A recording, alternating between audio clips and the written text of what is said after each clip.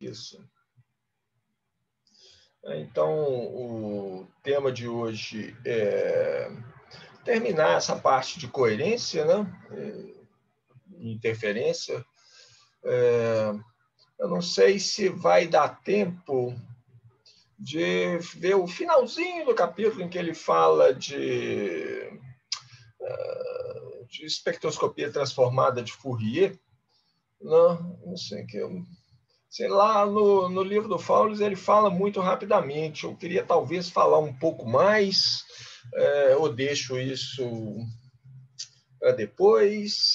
Como eu não consegui resolver, a gente talvez pare ali na parte principal, dos tópicos principais, né? E esses tópicos mais especializados, a espectroscopia de Hamburg-Brown-Twiss, que eu gostaria de discutir, mas não sei se vai ter tempo para isso, e espectroscopia de transformada de Fourier, que acho que a gente precisaria falar pelo menos um pouquinho. Mas ok, vamos lá. Vou compartilhar a tela. O que eu quero ver hoje é isso aí, coerência espacial, e talvez a gente entre nessas técnicas de interferometria. Coerência espacial, que a gente deve gastar um tempo aqui. A coerência entre feixes de luz que a gente considerou até agora, né, foi coerência entre dois feixes de luz que chegam no mesmo ponto do espaço. Né?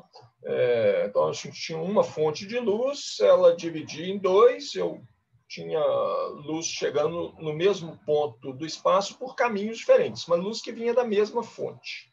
Né? O que eu quero ver agora é coerência entre dois feixes de luz, né, em pontos separados do espaço. E também considerar a coerência entre duas fontes de luz, a princípio duas fontes pontuais, né? Chegando e considerar a coerência entre dois pontos diferentes no espaço, e a partir disso aí a gente vê a coerência entre uma fonte de luz, coerência com uma fonte de luz não pontual, uma fonte extensa, uma fonte real, né? Uma fonte que tem tamanho, que tem uma extensão especial. Mas primeiro, tá?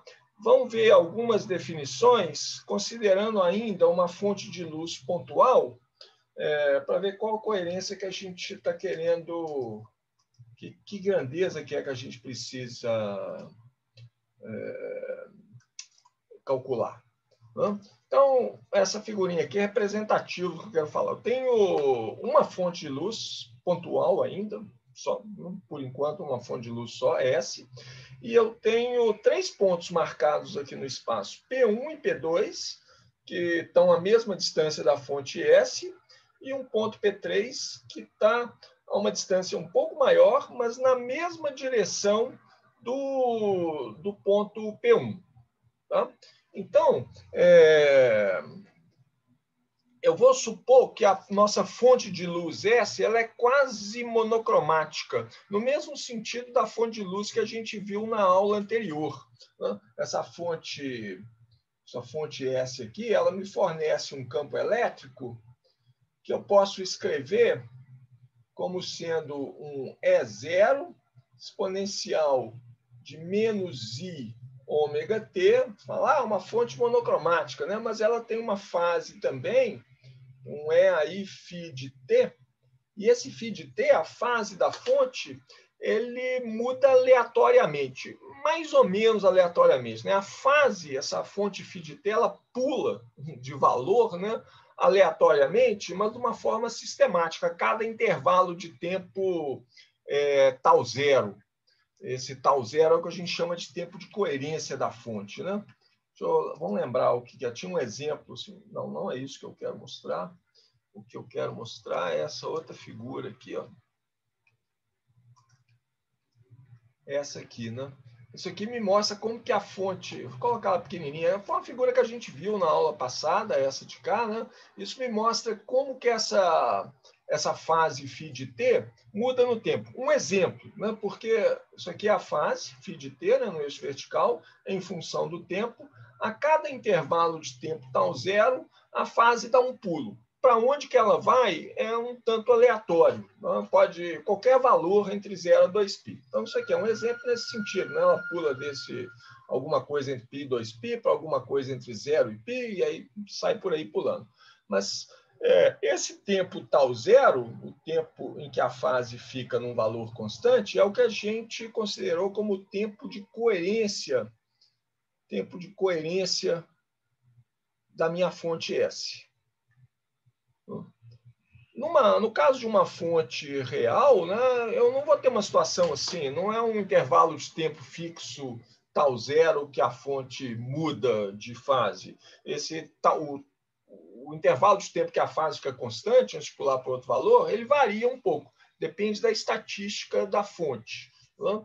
Mas eu posso sempre definir um intervalo de tempo médio, uma média espacial do tal zero, e é essa média espacial que a gente chama de tempo de coerência, então, da minha fonte de luz. Tá? Eu vou falar sempre de tempo de coerência, vou falar tal zero, nem sempre vou me lembrar de colocar essa média aqui, mas a gente pode entender que numa fonte real eu estou falando do tempo, da média temporal desse tempo de coerência.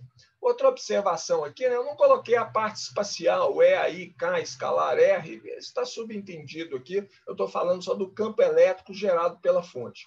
E não coloquei polarização também, não coloquei o sinal de vetor aqui, foi porque eu não esqueci, não. Eu não quero, né, ficar me preocupando com a polarização da fonte. É claro que toda vez que eu tiver um produto entre dois campos elétricos, o campo elétrico em 1 e 2, por exemplo, né?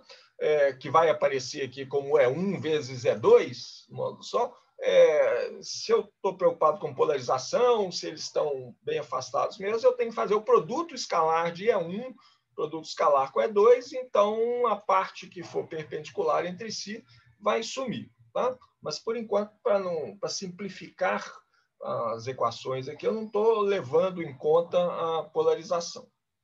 Bom, deixa eu ver se tem mais alguma observação que eu falar aqui. Acho que não é isso, não.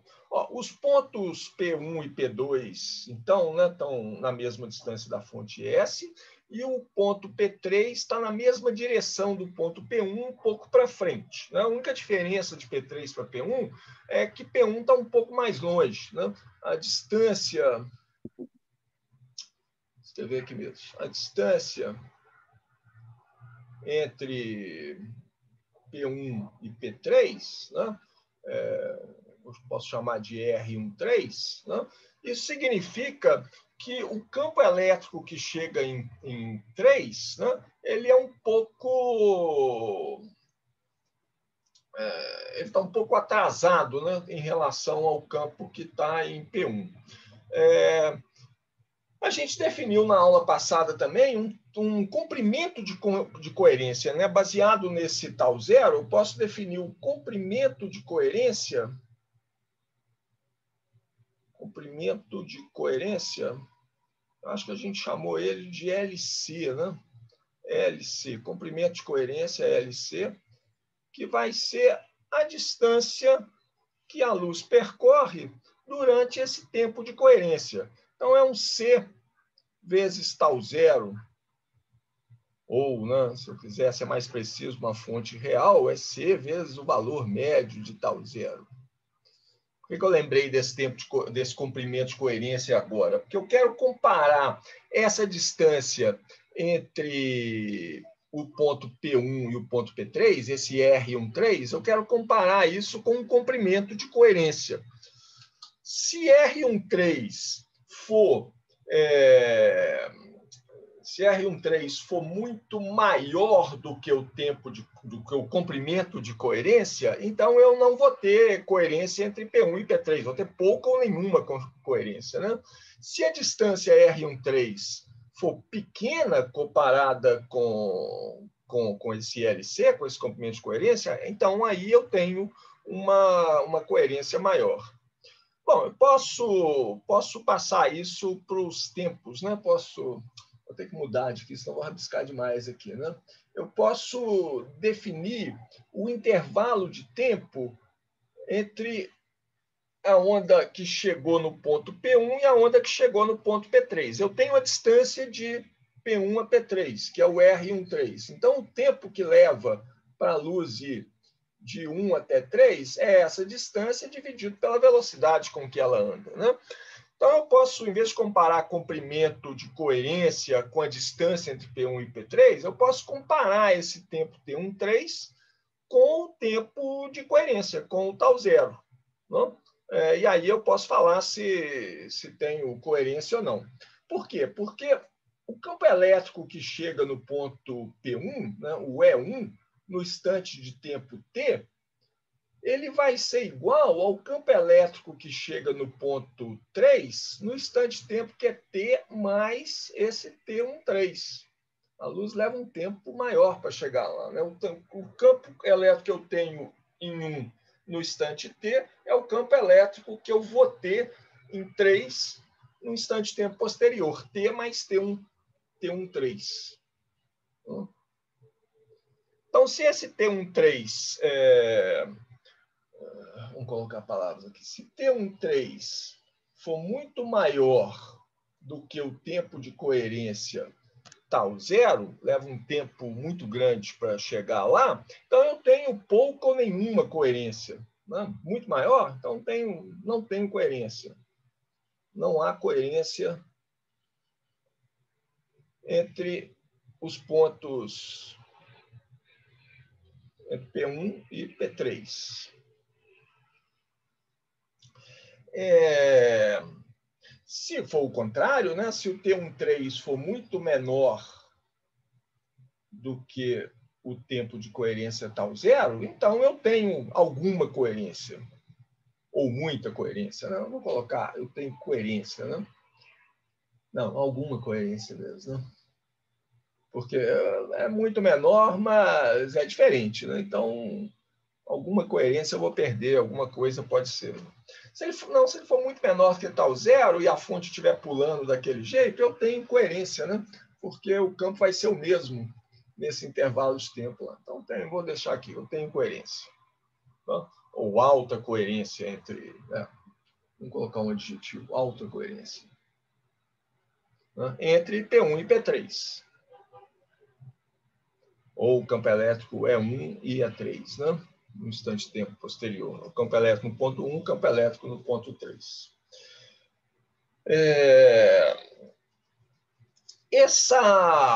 Essa coerência entre 1 e 3, né, eles estão na mesma linha. 1 e 3 estão na mesma linha.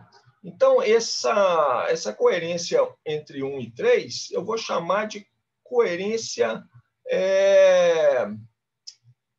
uma coerência espacial longitudinal. Então,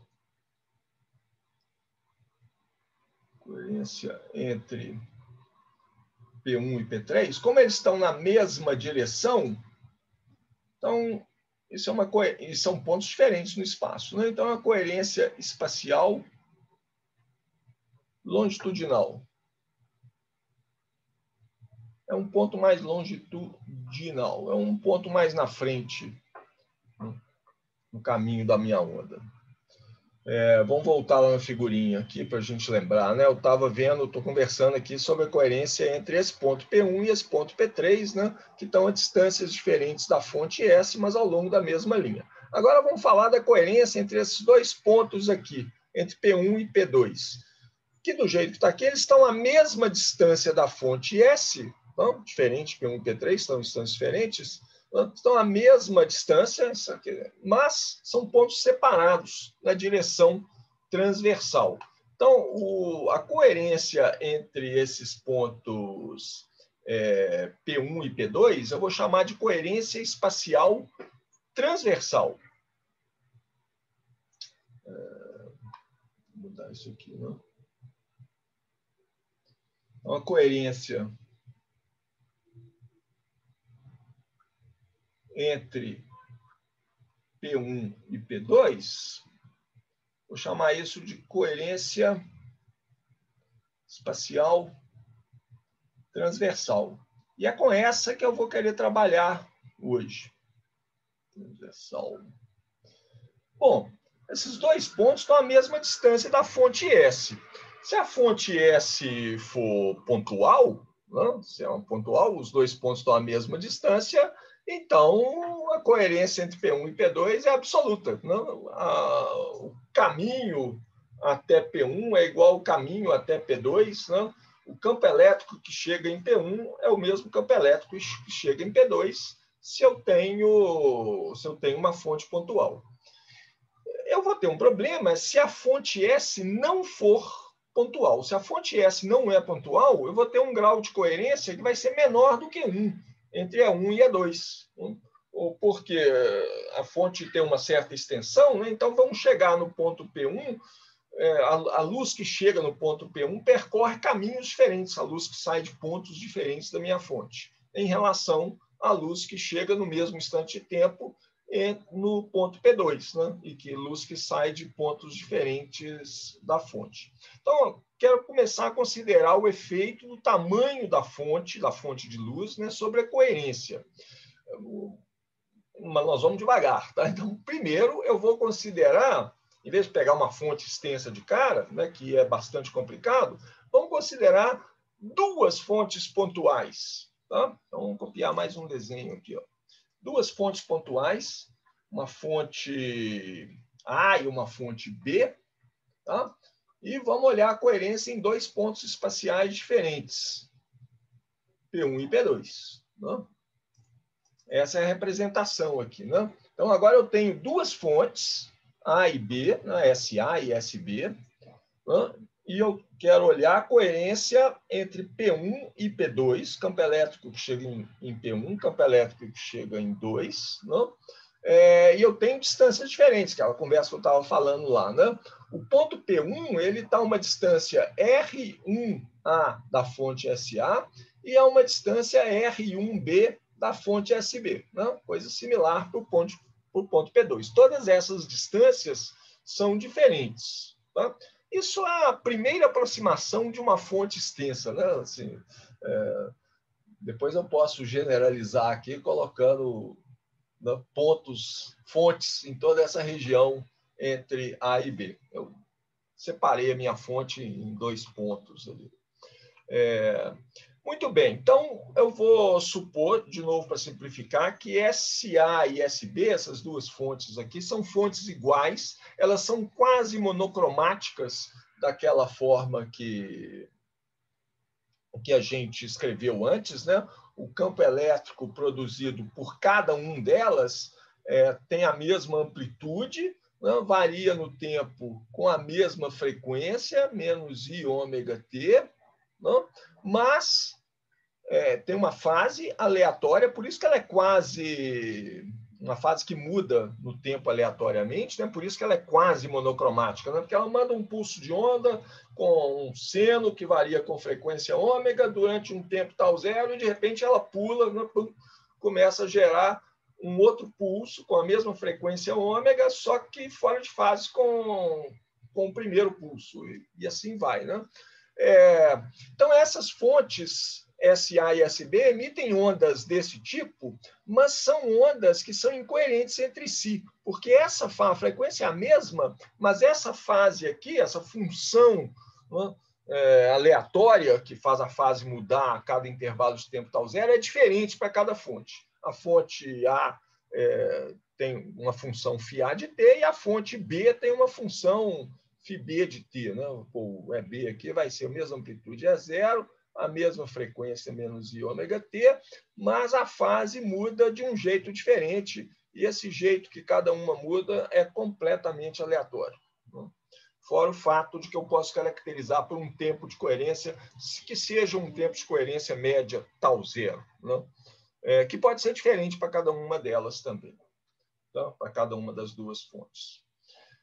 Bom, a fase, né, delas varia aleatoriamente e independentemente. Então, os campos elétricos em P1 e P2, né, então, vão ser a soma do campo elétrico de cada fonte. Então, no ponto P1, eu vou ter o campo elétrico E1, que vai ser o campo elétrico em P1 devido à fonte A, mais o campo elétrico em P1 devido à fonte B. É um A mais é um B. Lembra, né? Eu estou considerando que tudo tem a mesma polarização, para simplificar. Senão, depois, aí eu tenho que introduzir produtos escalares, né? No ponto P2, de forma inteiramente similar, né? O campo elétrico lá é um campo E2, que é o campo elétrico produzido em 2 pela fonte A, mais o campo elétrico produzido em 2 pela fonte B. Somos dois campos elétricos. Na aula passada, a gente definiu o grau de coerência, né, entre os campos em dois pontos diferentes para uma função que era assim, né? Vou copiar e colar. Mas aqui eu tenho que definir essa função gama, né? Esse gamazinho 1, 2, né? Gamazinho 1, 2 de tal, é essa função aqui, que é a função de correlação, né, entre 1 e 2, já vou definir o que ela é. Dividido pelas funções de autocorrelação no ponto 1 e no ponto 2, né, que essas funções de autocorrelação são nada mais do que a intensidade. Né? No ponto 1, intensidade do ponto 2, tem uma raiz quadrada aqui. Esse grau de correlação está normalizado, né, pelo produto das intensidades. Esse gama grande 1, 2 de tal, né, é a média no tempo. A gente está indicando a média no tempo com esses braquetes aqui, né, do campo elétrico em 1, né, no instante de tempo t, seria produto escalar, mas eu estou deixando os vetores de lado, então vai ser só o produto do campo elétrico no ponto 2, no instante de tempo t mais tal. Né? É a média temporal disso, que é o que esses brackets aqui estão indicando. Né? Está normalizado pela intensidade I1 e 2, raiz quadrada dessas duas aqui. Tal aí, né, é o tempo de atraso da onda que chega no ponto 1 à onda que chega no ponto 2. Né? Bom, para esse caso nosso aqui agora, né, é um pouco complicado, porque eu tenho o campo elétrico em E1, um pouco mais complicado, mas não é complicado, não. O campo elétrico que chega no ponto 1 é uma soma de dois campos elétricos, de uma fonte e de outra. Né? O que a gente está fazendo em relação à aula anterior é colocar duas fontes em vez de uma só. Antes eu tinha 2 pontos. Agora eu continuo tendo 2 pontos, mas agora eu tenho 2 fontes. Então, o campo elétrico em cada um dos pontos é a soma de 2 campos elétricos. Mas tudo bem, então eu tenho esses campos aqui, eu posso calcular o grau de coerência, né? O grau de coerência parcial, né? Usando esses dois valores de campos elétricos. Dá isso aqui, ó, explicitamente, é isso que a gente está fazendo aqui. Tá? Eu tenho a média temporal aos braquetes aqui, né? Aqui, fecha lá do outro lado. Esse aqui é o campo elétrico, é 1, né, que multiplica o complexo conjugado do campo elétrico é 2, que é a soma de 2 campos elétricos, assim como o campo elétrico é 1. E a raiz de 1 e 2 também.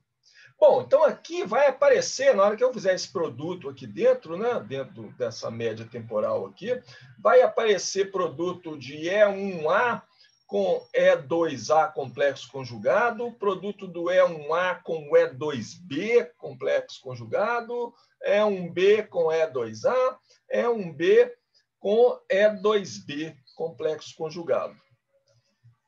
Tem alguns... Esses produtos cruzados, o que eu chamo de produtos cruzados? Deixa eu chegar isso um pouco mais para cima, que eu espremo. Tem espaço aqui ainda. Vão ter 2 produtos que eu estou chamando de cruzados aqui. Os produtos cruzados são os... vai ser a média temporal. Ó, lembra que média temporal é uma integral, né, no tempo. A média temporal de uma soma é a soma das médias temporais. Então, vai ter uma média temporal aqui do E1A com o E2B complexo conjugado. Esse aqui é no tempo t mais tal, né? Ok, tá bom. Esse aqui é no tempo t mais tal. E esse aqui é no tempo t. E vai ter um outro que é o produto de E1B no tempo t com o E2A complexo conjugado no tempo t mais tal. Essas duas médias temporais, esses dois produtos cruzados aqui, os dois vão dar zero. Por quê? Porque a gente está supondo que as duas fontes A e B são incoerentes, elas são completamente incoerentes. Essas fases φA, φT aqui, né, elas... espaço aqui. Elas variam no tempo aleatoriamente, né, e de forma independente. Então, quando eu faço a média temporal, aqui tem um campo elétrico que vem da fonte B com um campo elétrico que vem da fonte A. Aqui é a mesma coisa, tem um campo elétrico que vem da fonte A com o outro que vem da fonte B. Não tem correlação nenhuma entre elas, esses produtos vão dar zero. Então, isso simplifica a expressão para o nosso grau de coerência, que vai ficar só com dois termos que eu posso separar, e vai ser isso aqui, né? Os produtos cruzados vão dar nulo, sobra só os produtos que envolvem a mesma fonte. E1A com E2A, campo elétrico no ponto 1, que vem da fonte A no instante tempo t, campo elétrico que chega no ponto 2, né, que vem da fonte A no instante t mais tal. Né? E o reverso aqui, né, no segundo termo. Né? Reduzir a expressão para isso aqui. Ou seja, Oi? eu só não entendi muito bem essa última parte aí assim, por exemplo, e a diferença de tempo que é a propagação do feixe que sai de S1 e S2 para chegar no ponto 1, por exemplo? Volta o slide anterior, por Eu favor. não coloquei ela aqui ainda não, né? Está tudo embutido nesse tal aqui. Tem uma diferença de tempo entre... Você está falando assim, a diferença de caminho, essa diferença de caminho aqui, entre Isso. R1A e R1B? É. É isso? Isso. Tá, nós vamos levar isso em consideração ainda. Ainda não coloquei, não. Ela está embutida nessa expressão, nesse tal aqui. Tem um tempo de atraso tal. Tá, Ok? valeu. Vou colocar ela, já vou colocar ela aqui. Porque para calcular isso, né? Para calcular isso, eu tenho como as duas fontes, como cada fonte pula aleatoriamente no tempo, né? Como a gente falou na aula passada, assim, à primeira vista a gente pensa, não, esses produtos aqui, ó, isso aqui também vai dar zero, porque a fonte A ela está pulando aleatoriamente no tempo, não? Cada intervalo de tempo tal zero, ela dá um pulo para um valor de fase qualquer. Então, eu não vou ter correlação entre o campo no ponto 1, no instante tempo t, e o campo no ponto 2, no instante tempo t mais um tal, que depende da diferença de caminho para chegar lá também, né? Porque nesse instante tempo lá a fonte é diferente. Mas a gente tem que lembrar que durante o tempo de coerência, a fonte permanece emitindo do mesmo jeito. Né? Então, para intervalos de tempo, para diferenças de tempo que é tal, que sejam menores do que tal zero, né? O tempo t aqui, que é menor do que tal zero menos tal, aí eu tenho uma coerência. Né? Bom, não vou repetir o cálculo, não. Foi o cálculo que a gente fez na aula passada, né, para calcular essas médias temporais, essas duas médias temporais aqui. Que você tem razão, Gabriel, dependem da diferença de caminho também. Ela vai aparecer aqui, eu vou jogar o resultado. Porque o cálculo é praticamente idêntico, né, ao que a gente fez na aula passada, só que, como o Gabriel disse aí, a gente tem que levar em conta que tem distâncias diferentes do caminho das fontes até o ponto 1 e o ponto 2. Não? Isso aqui é o campo elétrico no ponto 1, que vem da fonte A, e a distância que ele percorre para chegar lá é diferente do que para chegar no ponto 2. Então, vou levar isso em conta. Tá? E na verdade, é fazer a mesma conta duas vezes, né? Porque é um para uma fonte, outra para outra fonte, levando em conta os caminhos em cada ponto para cada fonte. Esse comprimento de correlação eu posso dividir em dois, assim, ó.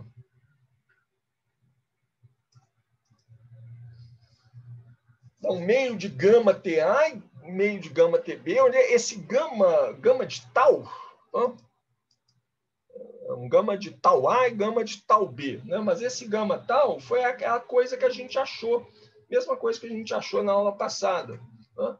Ele tem uma fase que é o EAI ômega tal, tal é um tempo de atraso, né?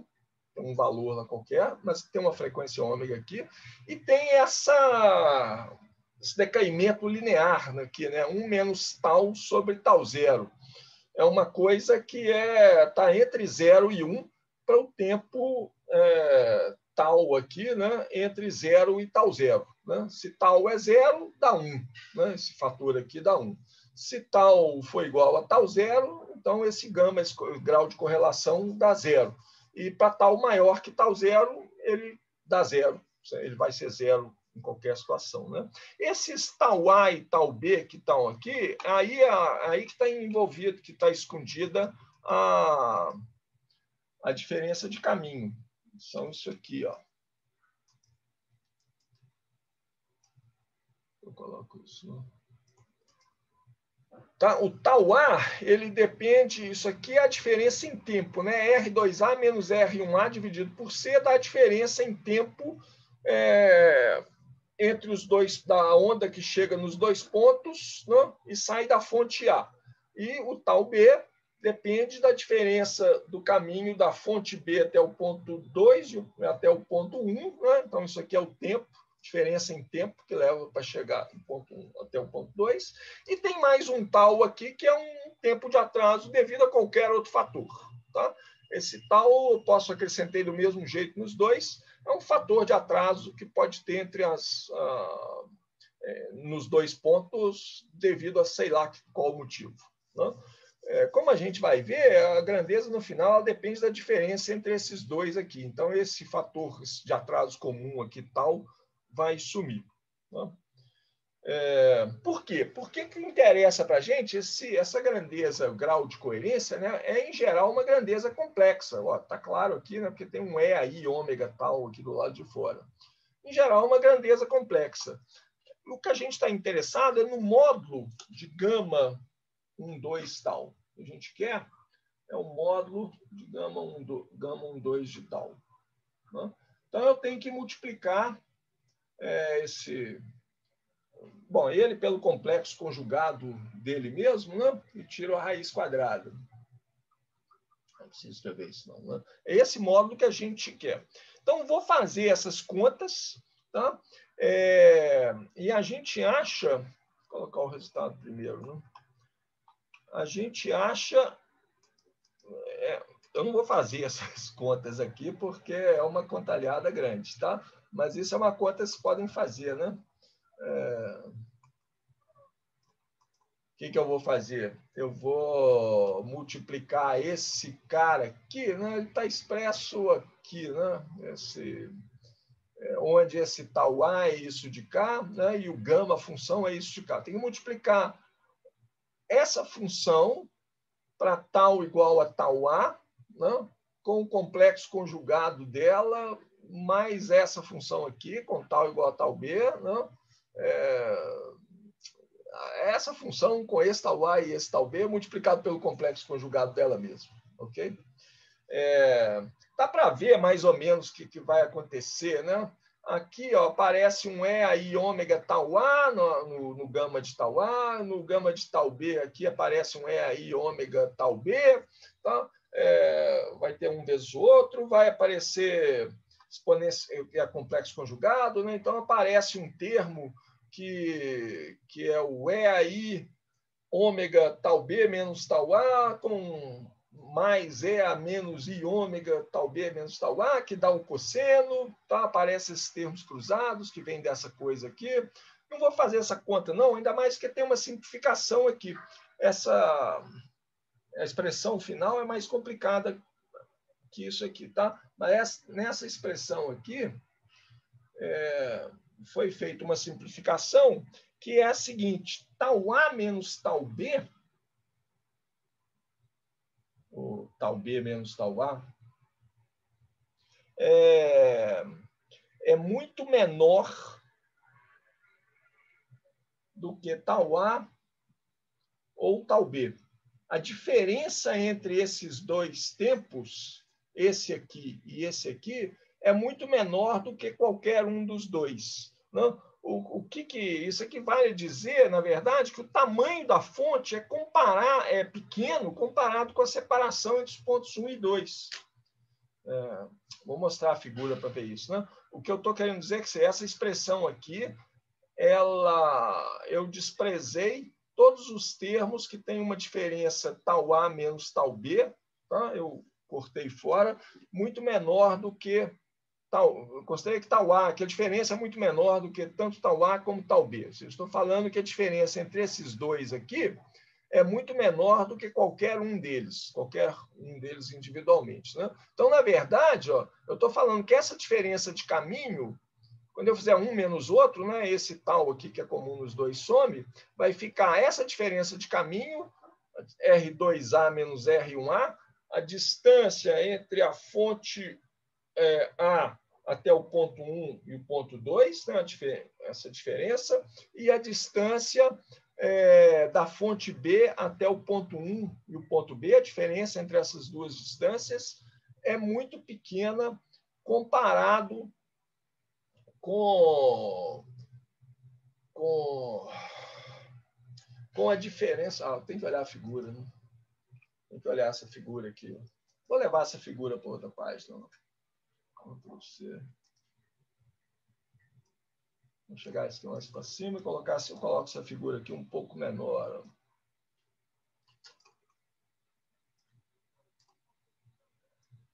Para não perturbar a gente.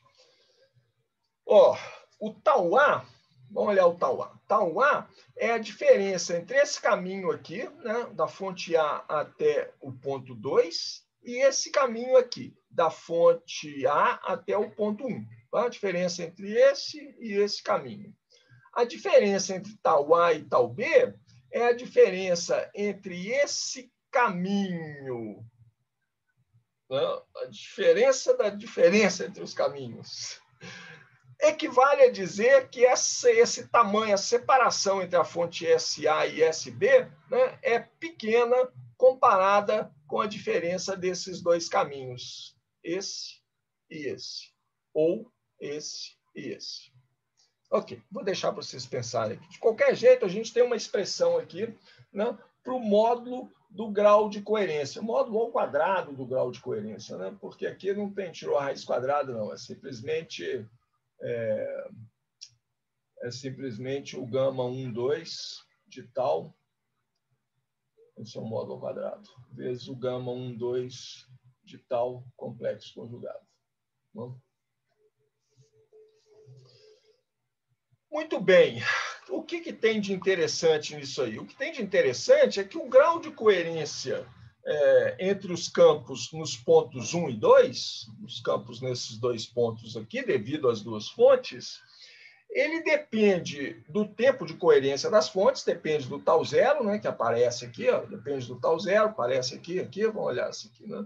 Mas ele depende também de uma forma periódica da diferença entre essas grandezas tal B e tal A. Né? Ou seja, o grau de coerência ele varia periodicamente no espaço. Né? Tal A e tal B são quantidades que dependem dessas diferenças de caminho. Né? Então, o grau de coerência ele oscila, né, no espaço. Para entender isso melhor, visualizar isso, então eu vou colocar esse ponto P1 aqui na direção simétrico em relação às duas fontes. Né? Deslocar esse ponto P1 para cá, olhar o que acontece nesse ponto, e o ponto P2 eu mexo ele para cima e para baixo. Tá? Que aí fica mais fácil de calcular a expressão, que é essa figura. Eu posso desenhar isso aqui. Né? Eu vou fazer o seguinte. Deixa Deixa eu desenhar uma linha reta. Eu vou desenhar ela no... Se eu fizer ela na mão, ela não vai sair reta nunca. E aí eu vou colocar, ó, isso aqui vai ser o ponto P1. Isso aqui vai ser o ponto P1. Solta. Isso aqui vai ser o ponto P1, tá? E as minhas fontes, elas estão localizadas aqui e a mesma distância para baixo está a outra fonte, tá? Então, essa aqui em cima é a fonte SA, essa aqui embaixo é a fonte SB. Também não vou tentar desenhar. Vou desenhar a distância R1A e R1B.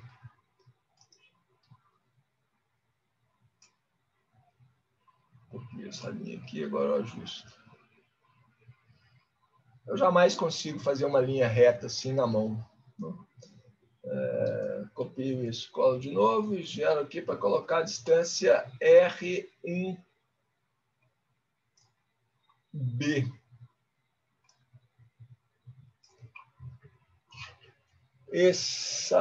Essa distância aqui em cima é a R1A, a distância da fonte SA até o ponto 1, né? E essa distância aqui é R1B, que é a distância da fonte B até o ponto P1. E do jeito que eu fiz aí, R1A, do jeito que eu escolhi o meu ponto P1, né, R1A é igual a R1B. Estão à mesma distância. Se R1A é igual a R1B, né, na expressão para tal A menos tal B, ou tal B menos tal A, né? Porque aqui dentro do cosseno aparece tal B menos tal A. Então, é esse aqui menos esse de cá. Mas R1A é igual a R2A.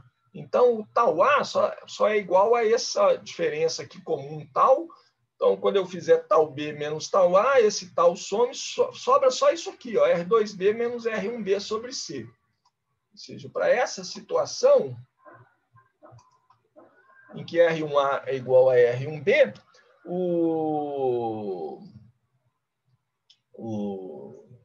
a caneta, o tal B menos tal A vai ser R, eu defini como R1B, R2B menos R1B. R2B menos R1B sobre C. Só isso daí, né? Vou colocar mais coisas aqui. Eu tenho que colocar o ponto P2. Vou colocar o ponto P2 na minha figura aqui. Então, vou colocar o ponto P2 aqui, né? Transversalmente acima do ponto P1, perpendicular aqui, a linha que liga as duas pontes. Vou chamar essa distância aqui entre P1 e P2 de L. Vou chamar a distância entre as duas fontes de S, tá? E essa distância aqui, né, a distância das fontes até os pontos, é aproximadamente R. Eu vou supor que esse R é muito maior, tanto que a separação entre as fontes, quanto a distância entre os dois pontos, né? Os meus pontos estão a uma distância grande das fontes, né? E as duas fontes elas estão separadas por uma distância no espaço, mas essa distância é pequena comparada com a distância das fontes até os pontos que eu estou, aproximadamente, né? Nessa situação, então, né, o tal B menos tal A, que é a grandeza que entra aqui na expressão para o módulo do grau de coerência, né? Ela aparece aqui dentro do cosseno. É ela que vai comandar essa variação periódica, né, do grau de coerência. Então, tal A menos tal B vai ser aproximadamente, eu estou colocando aproximadamente já de uma vez, porque não preciso Primeiro não é aproximadamente, não, né? Ela é, depois é que eu faço a aproximação. Ela vai ser aquilo que eu coloquei ali em cima, né? R2B menos R1B sobre C, né? Porque eu coloquei R1A igual a R1B. E agora eu vou aproximar isso aqui, aí eu tenho que fazer uma geometria aqui, que eu vou deixar por conta de vocês, tá? Eu preciso da distância, né, os pontos. Isso aqui é a distância, o R2B. Não, o R1B, né? Eu preciso da distância da fonte B. Não, o R2B, isso aqui. Isso aqui é o R2B. Eu preciso da distância da fonte B e da fonte A. O que está errado aqui?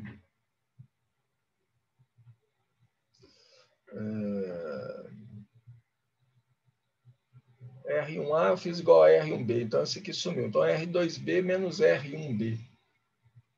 Mesmo. Então, é R1B mesmo. Desculpa, gente, tem uma flutuação aqui. É R1B mesmo. Então, eu preciso da distância da fonte B até o ponto 2 e o ponto 1. Né? Vou escrever elas, eu posso escrever elas em termos dessa distância R, da separação S entre as duas fontes e da separação entre os pontos P1 e P2, esse Lzinho aqui. Tá? Então, envolve uma trigonometria aqui, isso aqui dá 1 sobre C, que é esse C aqui, e essa diferença de distâncias é aproximadamente igual a SL sobre 2 vezes R. Tá? Nessa situação que R é muito maior do que S e L. Né? Todas essas distâncias aqui são aproximadamente R. Ok, nisso aí, então, desse jeito, eu posso escrever o gama 1,2, o módulo do gama 1,2 de tal, do grau de coerência, né? Em termos desse SL e R aqui. Vou colocar essa expressão de novo.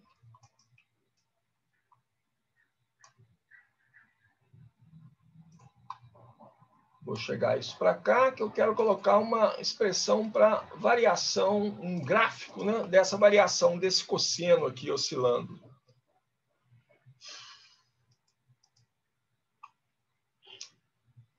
Bom, vai para a próxima página mesmo, né? Porque isso aqui vai oscilar com essa diferença que depende da distância dos pontos entre P1 e P2. Então, vou fazer um gráfico disso aqui, ó, do gama 1,2, do grau de coerência, módulo do grau de coerência parcial, né, em função da distância entre os dois pontos, do L. E esse gráfico vai para cá. Ó. Não? O gráfico é esse aqui.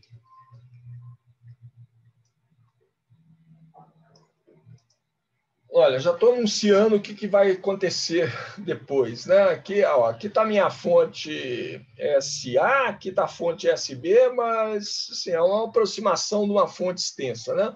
O ponto P1 está lá, simétrico em relação às duas fontes, né? O ponto P2 está uma distância L, né? Para cima do ponto P1, né? Para cima ou para baixo do ponto P1. Essa função que está aqui em cinza, essa função aqui é o gama 1,2 de tal, né, módulo ao quadrado. É o módulo ao quadrado dele, que está aqui, né, em função da distância L. Esse ponto, então você vê que ela oscila, né, no tempo, mas tem um máximo exatamente em cima do ponto P1, quando P2 está em cima de P1, né, que é o ponto de coerência máxima. Esse ponto aqui é o ponto... Isso não é um padrão de intensidade, não, né? Essa função que está aqui. Isso não é um gráfico da intensidade de luz. Isso é um grau da do grau, um gráfico do grau de coerência da luz, né, nessa tela aqui. E esse ponto central é o ponto de coerência máxima.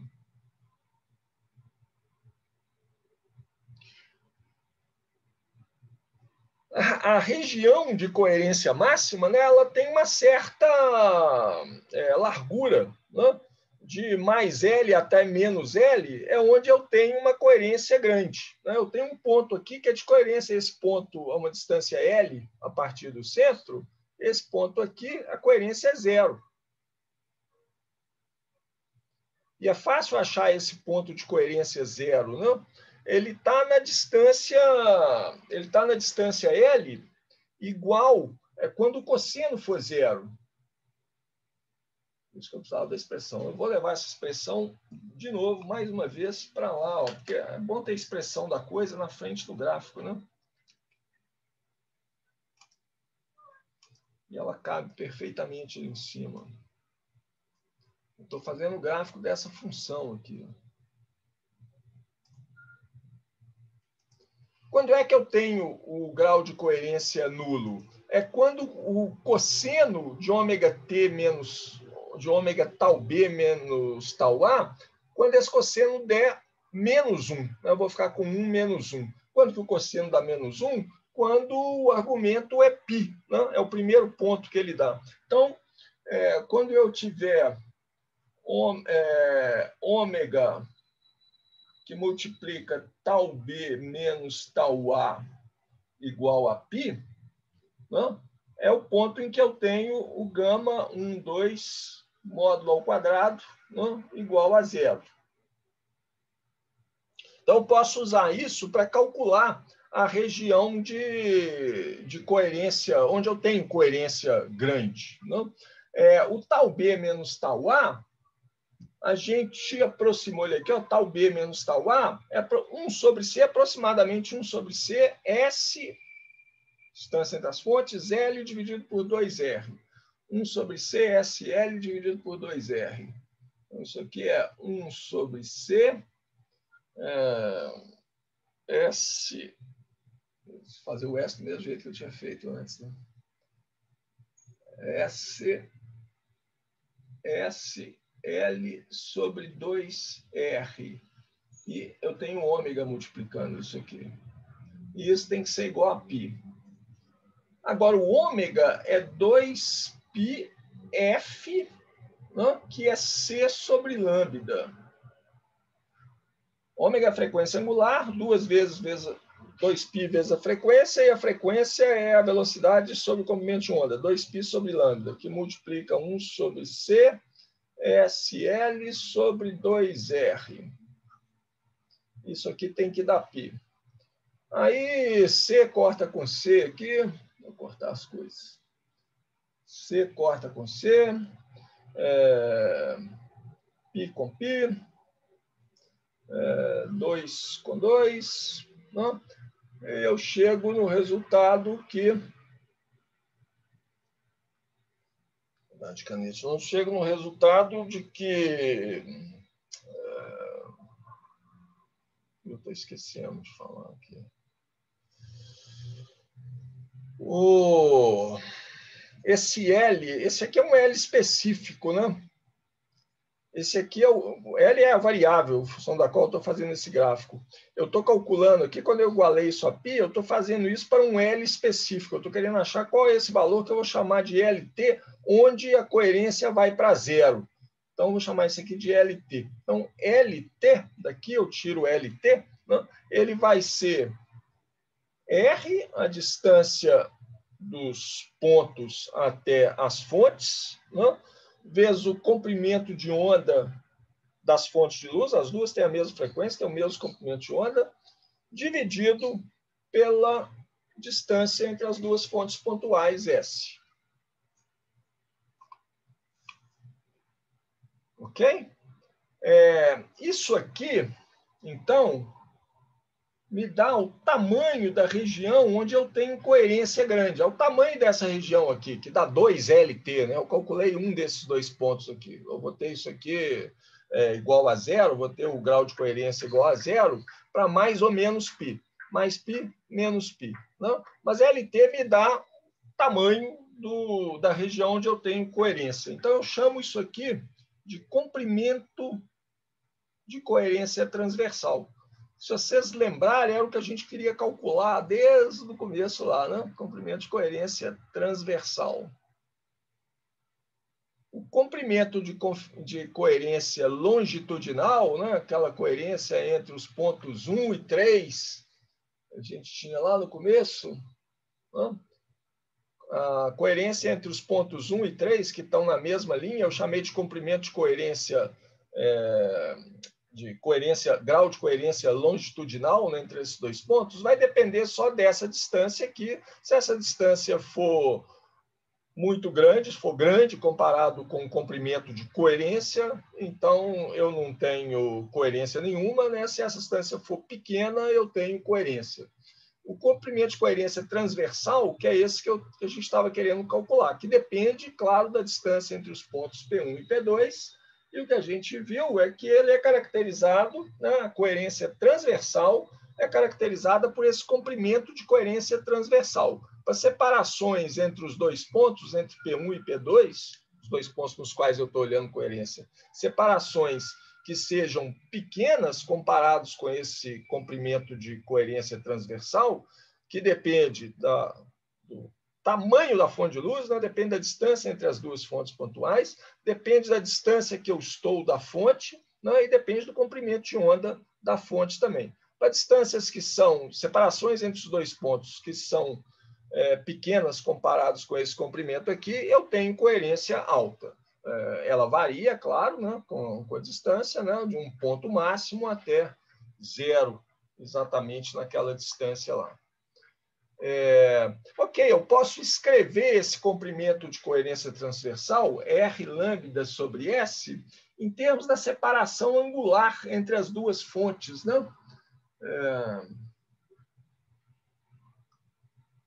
Aqui, se eu traçar... Vou copiar aquela reta lá de novo. Essa separação angular aqui, ó. Eu sabia que ia dar errado, né? Vou copiar aquelas linhas vermelhas que eu desenhei ali atrás. O computador desenhou para mim, né? Essas duas aqui, ó. Eu uso elas lá. Eu quero definir a separação angular da fonte entre as duas fontes. Então, vou pegar uma linha que vai dali até o ponto P1.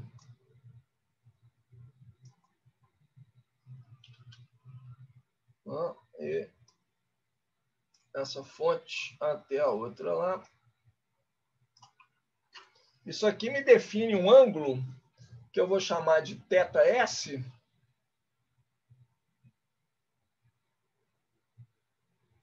né? Que eu posso aproximar, né? Esse θS aqui eu posso aproximar como a separação entre as duas fontes, que é S, né? O comprimento do arco do círculo, aproximadamente, né? Dividido por essa distância aqui, que é R. Essa distância aqui das fontes até os pontos é a distância R. Então, eu posso aproximar esse θS aqui, é S dividido por R. Né? E S por R aparece aqui. Ó. Então, o comprimento de onda, o comprimento de coerência transversal, né, vai ser lambda sobre esse ângulo θS. Ok? Lambda dividido por S dividido por R.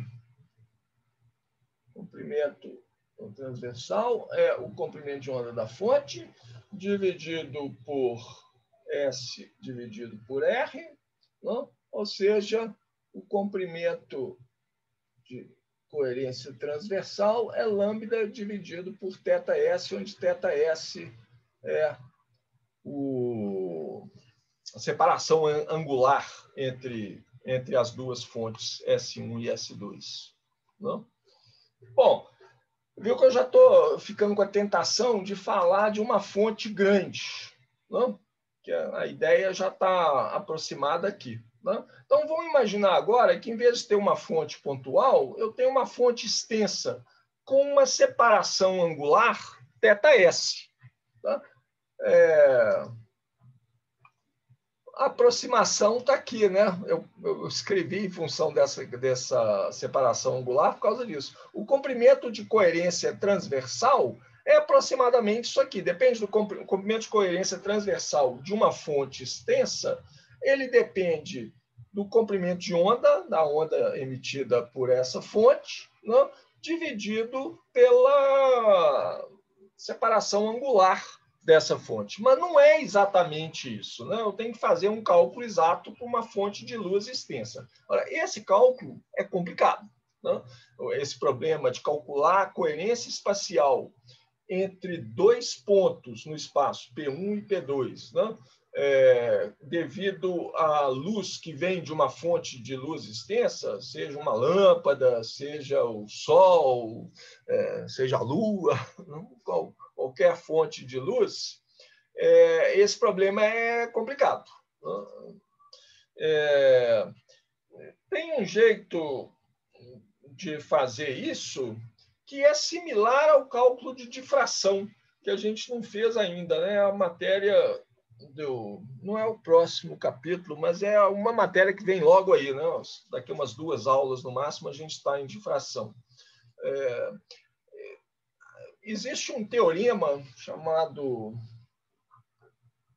teorema de... São 2 holandeses, Van Sittert.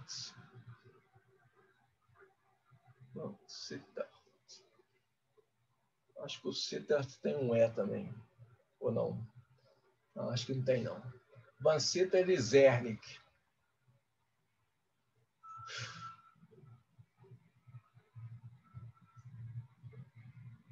O Sittert tem 2 T's. Não? São 2 sujeitos, Van Sittert e Zernike. Zernike eu sei quem que é, o Van Sittert eu não conheço. Mas é um teorema antigo, né? Desses 2 holandeses. Esse teorema, ele diz o seguinte, basicamente, ele relaciona esse grau de coerência com um perfil de difração. O que ele diz é mais ou menos, o grau de coerência complexo, é o grau de coerência, não é o módulo ao quadrado dele, não. O grau de coerência complexo entre os pontos P1 e P2, né? Que estão num plano iluminado por uma fonte luminosa extensa. Esse grau de coerência complexo é igual à amplitude complexa, né, produzido nesse plano por uma fenda, né, que é iluminada por uma luz esférica, sendo que essa fenda tem o mesmo formato, né, mesmo tamanho, mesmo formato que a fonte de luz extensa. Quer dizer, ele está me falando, esse teorema me diz que o grau de coerência complexo é igual ao padrão de intensidade complexo, né, produzido pela difração numa fenda que tem o mesmo formato da fonte de luz.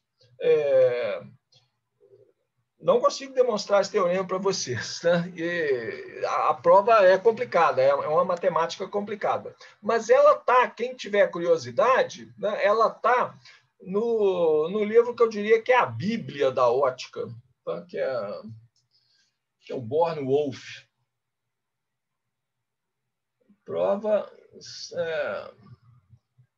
A prova desse teorema, né? É um livro, Max Born e o Wolf, eu não lembro qual é o primeiro nome dele, não. Max Born e Wolf, que chama Principles of Optics, eu acho. Né? É um livro antigo, bem antigo mesmo, tá? Mas é uma espécie de Bíblia da ótica. Tem tudo lá, todas as demonstrações, mesmo as mais complexas. Então, quando a gente quer ver essa coisa mesmo, você vai lá no Born-Wolf, tá? Mas a gente não quer fazer isso, não. Eu vou citar só um caso especial, que é o caso de uma fonte esférica, uma fonte circular, né? Ok, pode ser uma fonte esférica, mas eu olhando ela de cá, eu vejo uma fonte circular, tipo o Sol, né? Tipo uma estrela. Uma fonte de luz circular, o resultado para esse comprimento de transversal lambda-t que aparece aqui, né? Uma fonte. Para chegar nesse resultado, a gente usa esse teorema de Van Sitters-Zernike. Uma fonte de luz circular, basicamente você calcula o padrão de difração, né? De uma fenda circular, né? E falar ele é igual ao grau de coerência, né? Então eu posso achar o comprimento o comprimento de coerência transversal. Ele dá a mesma coisa que é isso aqui, ó, lambda sobre ΔS, só que multiplicado pela primeira raiz da função de Bessel-J0, tá? Que é aproximadamente 1,22. Então, isso aqui dá aproximadamente 1,22, tá? Comprimento de onda da fonte dividido pela separação angular da fonte. Tá? Esse é um caso especial, mas é um caso especial importante, né? Porque fonte de luz circular é o que a gente mais tem, ou aproximadamente circular. Tá? Então, eu vou só citar esse resultado, não vou fazer essa conta. A gente vai chegar perto de fazer essa conta, ou pelo menos mostrar os passos, na hora que a gente fizer a difração para uma fenda circular. Né?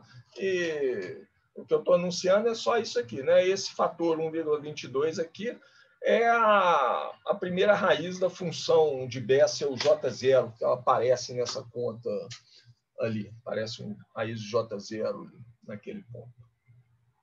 Tá?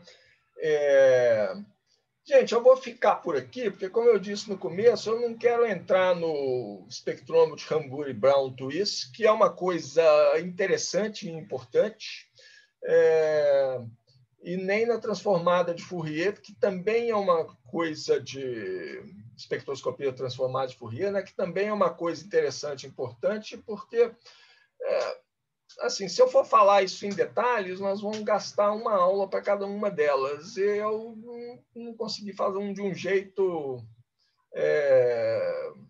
rápido e inteligível que torne a coisa interessante. Então, eu só estou anunciando. São coisas, espectroscopia, o espectrômetro, né, de Hamburg-Brown Twist é um espectrômetro importante. Eu não gostei do jeito que o Faules lida com essas duas coisas, porque ele deixa a coisa no ar. Você nem percebe o quão importante que é esse espectrômetro de Hamburg-Brown Twist. Ele é importante em ótica quântica, inclusive, ele é muito usado em ótica quântica. Né? O espectrômetro que você usa para medir a função de correlação de segunda ordem. E espectroscopia de transformada de Fourier também é super importante. Está tratado um pouco melhor aqui, mas eu queria ver se dá um jeito de fazer isso melhor. Tá? Então, na próxima aula, eu decido o que fazer com isso. O que eu queria fazer agora, para terminar, é falar com vocês, recomendar alguns problemas do capítulo 3. Vou escrever aqui problemas. O capítulo 3 tem poucos problemas, tá? Eu acho que dá para vocês fazerem todos. Mas, como o tempo da gente é curto, eu selecionei alguns que são quase todos. 1, 3, 6, 7, 8, 9, 10 e 13. Quantos problemas tem aqui? 1, 2, 3, 4, 5, 6, 7, 8. Tem 8 problemas e o total de problemas do capítulo 13 são 13. No capítulo 3 são 13 problemas. Então, tirei 5. Né? E fazer 5 a mais, acho que vocês tiram de letras. Não são 5 mais difíceis, não. São 5 tranquilos. Então, isso é uma coisa. Outra coisa que eu queria fazer é ver se a gente pode bater o martelo em pelo menos alguns temas de trabalho. Eu não estou vendo todo mundo que está presente aqui. Deixa eu ver, mas eu acho que todo mundo que está presente já falou um tema de trabalho lá, né? Deixa eu colocar eles aqui na tela.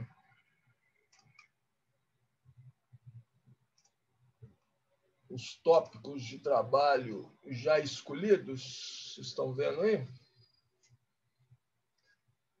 Isso foi o que o pessoal me falou lá naquele link do Moodle, né? O Gabriel Amarante, cristais fotônicos, Gabriel Vargas e Nicolas querem fazer sobre espectroscopia astronômica, a ótica de Fourier tem um grupo e mais uma pessoa, né? Sabrina Luiz Cláudio é um grupo e Gabriel Bordoni também quer fazer sobre ótica de Fourier. E aqui, por exemplo, Giovanni Mirella, geração do segundo harmônico, espalhamento Raman, Ícaro e Matheus Damasceno, né? Tem algumas pessoas. Quando eu coloquei pontinhos aqui, foi pessoa, Lucas, né? E Yuri. Eles falaram, não tem dupla, mas se tiver alguém interessado nos mesmos temas, redes de difração, no caso do Yuri, fibras óticas, no caso do Lucas, se tiver alguém interessado, eles topam fazer um grupo.